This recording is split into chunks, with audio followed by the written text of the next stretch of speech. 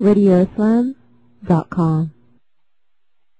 أعوذ بالله من الشيطان الرجيم بسم الله الرحمن الرحيم الحمد لله رب العالمين الرحمن الرحيم مالك يوم الدين إياك نعبد وإياك نستعين اهدنا الصراط المستقيم صراط الذين أنعمت عليهم غير المغضوب عليهم ولا الضالين آمين. Assalamu alaikum, brothers and sisters. We're talking about dawah and how to bring Muslims in, and now we had to focus on another problem. Comment was made yesterday afternoon that dawah is more than just handing someone a brochure and walking away. Muslims, our obligation extend to new Muslims beyond the pronouncement or leading them through the pronouncement of Shahada. We're going to be addressing the topic of why new Muslims leave Islam, a phenomenon that has taken some of us by surprise to the extent that you really don't see it. And unfortunately, I think that extends from the fact that our contact, or we feel our job is done once, as I stated, once one accepts Shahada. And to lead in the discussion as it relates to this particular point in time, and at this time I asked Brother Ilyas Ba Yunus to step forward and go forward with the discussion. أعوذ بالله من الشيطان الرجيم بسم الله الرحمن الرحيم والسلام على رسوله الكريم نحمده ونستعينه ونستغفره ونستهديه ونتوكل عليه ونعوذ بالله من شرور أنفسنا ومن سيئات أعمالنا ونشهد أن لا إله إلا الله ونشهد أن محمدا عبده ورسوله. My brothers and sisters, Assalamu alaikum wa rahmatullahi wa barakatuh. The East West University on South Michigan Avenue here in Chicago is owned by, actually it is headed by, a very good brother of ours, Dr. Wasulullah Khan, and for quite some time we have been discussing as to whether or not it will be a possibility for us if some educational institutions take lead in conducting researches about Islam and Muslims in this country. And so he was kind enough to gather a few resources, and then he asked me to come on a sabbatical leave to Chicago in 1996. So I spent one whole summer and one full fall semester, almost like 7 or 8 months in Chicago. My main objective was basically demographic research, trying to estimate the Muslim population. First, our objective was really very modest, just to make an estimation of Muslim population in Chicago land area. But then we soon found out that it was possible for us to cover the whole state of Illinois. So it took us nearly about 4 or 5 months or so to make this estimation. So the way we conducted it was that we would, especially in Chicagoland, in these 5 county areas, we would pick Muslim sounding names.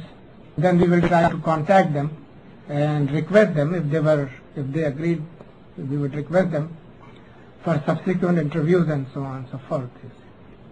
Very surprisingly, during these interviews we found that although the head of the household had a Muslim name, but then actually he had reverted back to non-Islam, and this aroused our interest and we wanted to explore further in this direction.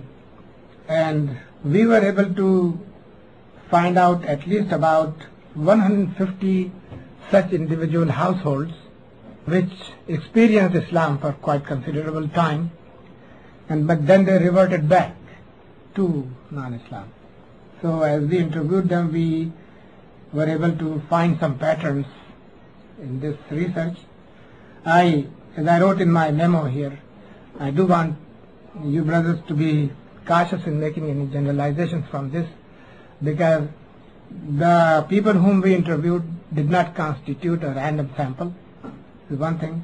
Many of these interviews were conducted on telephone, and therefore we were not able to go deeper or at length into their family conditions and their job situations and their marriage problems and so on and so forth. But then we were able to find out that there were at least about 4 major groupings of people who were involved in Islam and subsequently went back, gave up Islam. These were ex-convicts who constituted the largest number of people in our sample, almost like 50%. And then there were, the second largest group was that of the ex-wives of ex-Muslim husbands.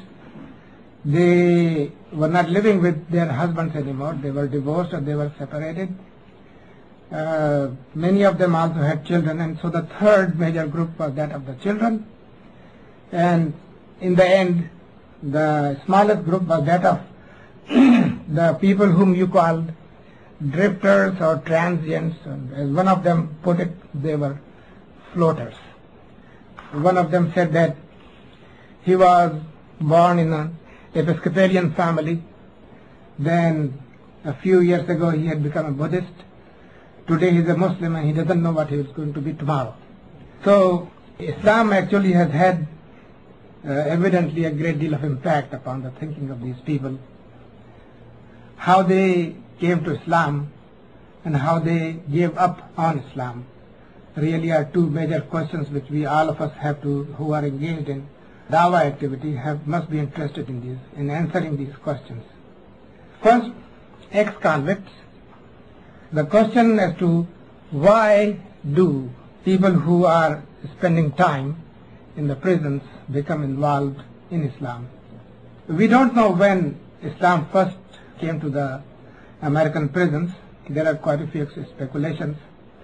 In late 1960s, I was myself involved with some of the prisons around here in Illinois when I was living in Peoria. At that time, Muslim population was really very, very small, and especially among indigenous Muslims, most of the people who were Muslims, who called themselves Muslims, were the followers of late Elijah Muhammad, and some of the people who broke away from him and became accepted Sunni Islam. So probably these were the people who, that is, those who were convicted, they were Muslims already, those who were convicted and went to the prisons, were the ones who introduced Islam in the prison. But then the question, why did Islam spread in prisons all over the country, is really a very interesting question, and I can only have speculations about it. I was speaking to the chairman of the Council of Muslim Chaplains, North America. He, fortunately for me, he lives only about 100 miles away from me, and so I have been able to interview him and saw him many times and spoke to him. According to his estimation, there are nearly about 70,000 Muslim convicts spending time in prisons all over the country. What they do actually have in mind, we do not know. Why they were Buddhist before or why they were Episcopalian before. The most important thing is that today they are Muslims. If they are Muslims today, then we should be able to capitalize upon that state of mind that he or she has.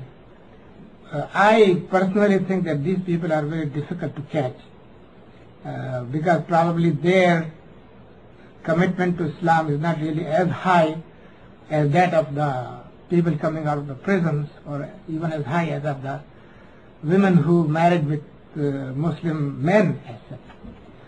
But you see, we are in not taking care of these ex-Muslims are in a way missing the bus. We are losing a very large number of people. According to our estimation in that research project, we found that out of every 100 people who accept Islam, 75% of them give up on Islam. And this is a very big loss. So no matter how much we gloat that Islam is the fastest growing religion in the United States, Dawah really is not the biggest contributor to it. Probably immigration is still the largest contributor to the growth of Islam.